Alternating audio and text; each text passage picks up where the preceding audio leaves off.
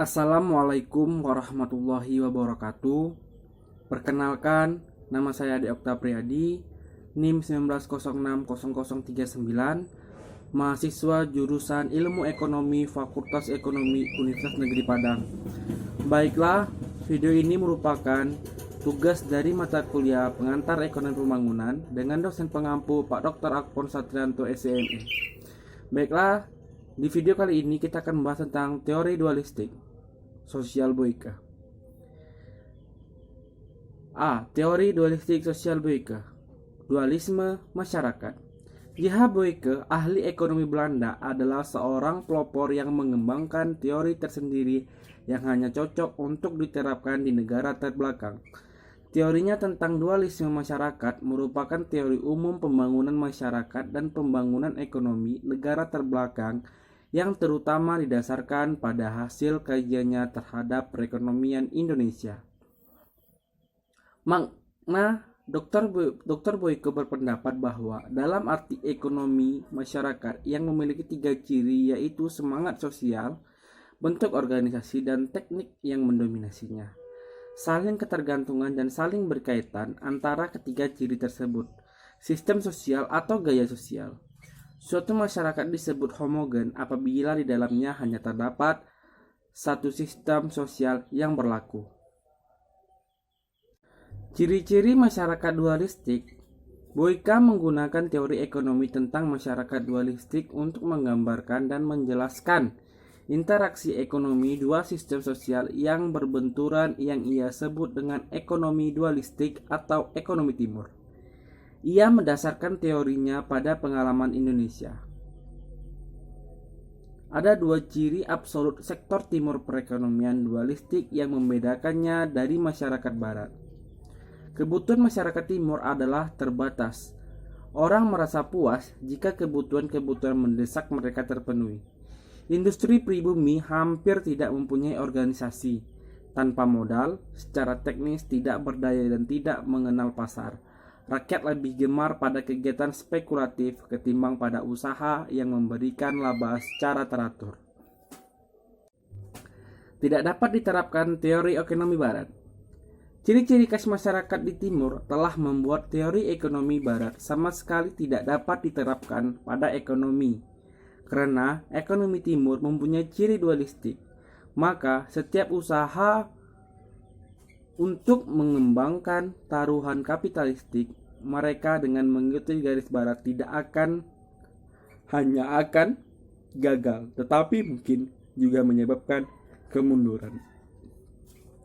Boyka menunjukkan 5 jenis pengangguran di negara terbelakang. Yang pertama, musiman, tidak tetap pengangguran pekerja tetap, pengangguran pegawai negeri, dan pengangguran orang-orang Indo. Penilaian kritis. 1. Keinginan tidak terbatas. 2. Buruh lepas bukan tidak terorganisasi. 3. Buruh timur buka tidak mobil. 4. Tidakkah ekonomi terbelakang? 5. Dapat diterapkan pada masyarakat barat. 6. Bukan satu teori tetapi deskripsi. 7. Peralatan teori ekonomi barat dipakai di masyarakat timur. 8. Tidak memberikan pemecahan terhadap masalah pengangguran. Yang kedua atau yang B adalah dualisme teknologi. Sebagai alternatif terhadap dualisme sosialnya, Boyka Profesor Hinggis membangun teori dualisme teknologi. Dualisme teknologi berarti penggunaan berbagai fungsi produksi pada sektor maju dan sektor tradisional. Dalam perekonomian terbelakang, adanya dualisme seperti itu memperberat masalah penggunaan teknologi atau pengangguran struktural di sektor industri dan pengangguran tersembunyi di sektor pedesaan. Negara terbelakang sebenarnya ditandai oleh ketidakseimbangan struktural pada tingkat faktor. Ketidakseimbangan pada tingkat faktor itu mungkin timbul karena suatu faktor menerima berbagai hasil di dalam berbagai penggunaannya, atau karena hubungan harga antar faktor tidak sesuai dengan faktor yang ada. Hinggis membangun teorinya di sektor 2 barang, 2 faktor produksi dan 2 sektor dengan kekayaan faktor dan fungsi produksinya dari 2 sektor tersebut. sektor industri bergerak di bidang perkebunan, pertambangan, ladang minyak, pertambangan ladang minyak, kilang minyak, atau industri skala besar. Situasi ini menjadi semakin buruk dengan dipertahankannya tingkat upah tetap tinggi oleh kegiatan serikat buruh atau oleh kebijaksanaan pemerintah. Karena tingkat upah industri yang tinggi dibanding produktivitas akan merangsang para pengusaha untuk memperkenalkan teknik yang menghemat buruh dan dengan demikian mengurangi lebih lanjut kapasitas sektor industri dalam menyerap buruh surplus. Penilaian kritis. 1. Koefisien tidak tetap di sektor industri. Sementara produksi di sektor pedesaan berlangsung dengan koefisien teknik variabel, sebaliknya cukup menyaksikan apakah produksi di sektor industri benar-benar dilakukan dengan koefisien tetap. 2. Harga faktor tidak tergantung pada kekayaan faktor.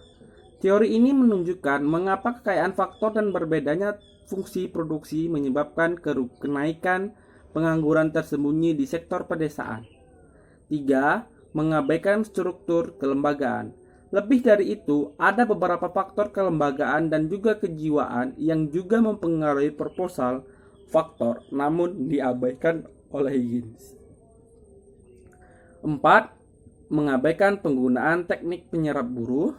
5. Yang terakhir adalah besarnya dan sifat pengangguran tersembunyi tidak jelas. Baiklah, itulah tadi hasil video pembahasan pada materi kali ini. Saya mohon maaf apabila ada kekurangan atau salah-salah kata. Saya akhiri dengan wabillahi taufiq wal hidayah. Assalamualaikum warahmatullahi wabarakatuh. Sampai jumpa di video selanjutnya. Dadah.